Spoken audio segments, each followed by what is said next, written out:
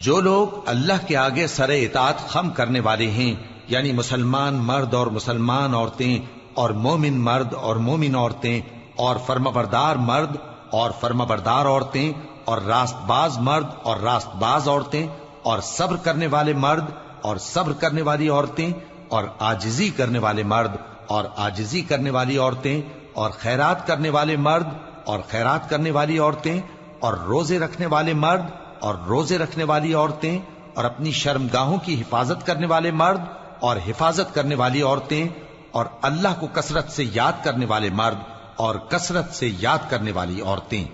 کچھ شک نہیں کہ ان کے لیے اللہ نے بخشش اور اجر عظیم تیار کر رکھا ہے، اور کسی مومن مرد اور مومن عورت کو حق نہیں ہے کہ جب اللہ اور اس کا رسول کوئی بات طے کر دیں